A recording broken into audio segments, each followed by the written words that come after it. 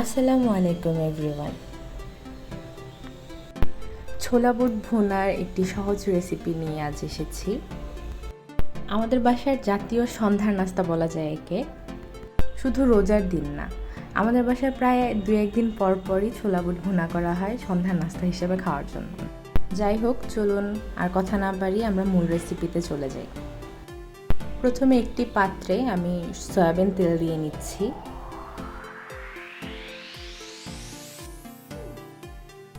এরপর দিয়ে দিচ্ছি গোটা গরম মশলা, 4টে এলাচ এবং 5-6 টুকরা দারচিনি। আমি 5টা পেঁয়াজকে একটু মোটা করে স্লাইস করে নিয়েছিলাম। এবার এই স্লাইসগুলো আমি তেলে দিয়ে দিচ্ছি। পেঁয়াজগুলোকে হালকা ভেজে নিতে হবে।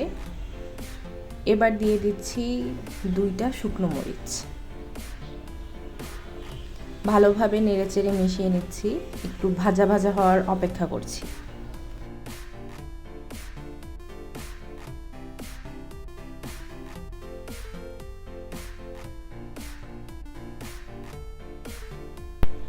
আমাদের পেঁয়াজগুলো মোটামুটি ভাজা হয়ে গেছে। এবার দিয়ে দিচ্ছি 1.5 চামচ আদা বাটা, 1.5 চামচ রসুন বাটা এবং এগুলোকে পেঁয়াজের সাথে ভালো করে মিশিয়ে নিচ্ছি।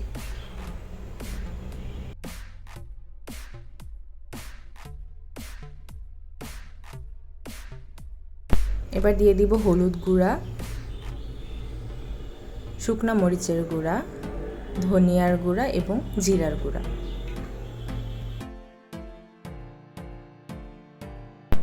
এগুলো দেওয়ার পরে আমি ভালোভাবে পেঁয়াজের মিক্সচারের সাথে মিক্স করে নিচ্ছি, হালকা ভেজে নিচ্ছি।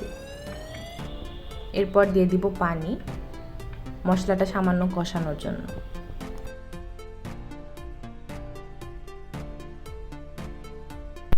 দিয়ে দিচ্ছি লবণ। লবণ দিবেন আপনাদের স্বাদ অনুযায়ী।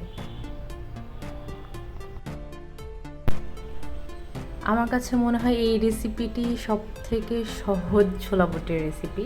অনেকে অনেকভাবে রান্না করে, কিন্তু আমি এভাবে রান্নাটাকে প্রেফার করি। যাই হোক, আমার কষানো হয়ে গিয়েছে, তেল উঠে গিয়েছে। আমি আবার একটু নেড়ে নিচ্ছি। আমি কিছু আলু সিদ্ধ করে সেটা কিছু চটকে নিয়েছি এবং কিছু কিউব করে নিয়েছি। এবার সেই আলুগুলো আমি কষানো মশলার মধ্যে দিয়ে দিচ্ছি।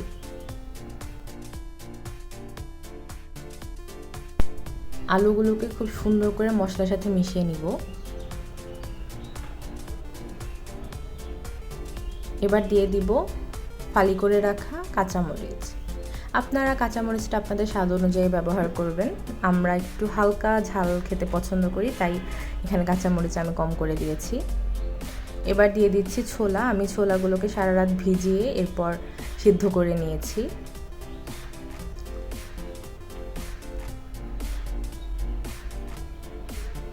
ছোলাগুলো দিয়ে এবার আমি খুব ভালোভাবে মশলার সাথে মিশিয়ে নিচ্ছি।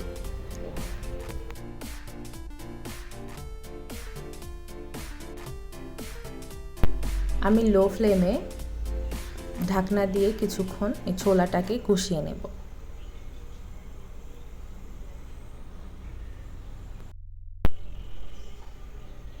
আমি একটু পর পর ঢাকনা খুলে বারবার নেড়ে চেড়ে নিচ্ছিলাম যাতে নিচে লেগে না যায়। মোটামুটি কষানো হয়ে গিয়েছে। এবার দিয়ে দিব পানি। পানি এমনভাবে দিব যাতে ছোলাটা ঠিকমতো সিদ্ধ হয় এবং অতিরিক্ত কোনো পানি থেকে না যায়। পানি দেওয়ার পর এবার আমি ঢাকনা দিয়ে মিডিয়াম আঁচে চুলা অন করে রাখব। আমি কিছুক্ষণ পর পর ঢাকনাটা তুলে ছোলাগুলোকে ভালো করে নেড়ে দিচ্ছিলাম। এর মধ্যে আপনারা লবণটা চেক করে নেবেন, যদি কম হয় আপনারা এক্সট্রা অ্যাড করে নিতে পারেন।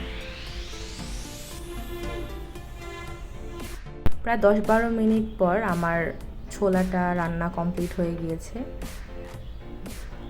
আমি এরপর ভালোভাবে নেড়ে দিচ্ছিলাম ছোলাটাকে।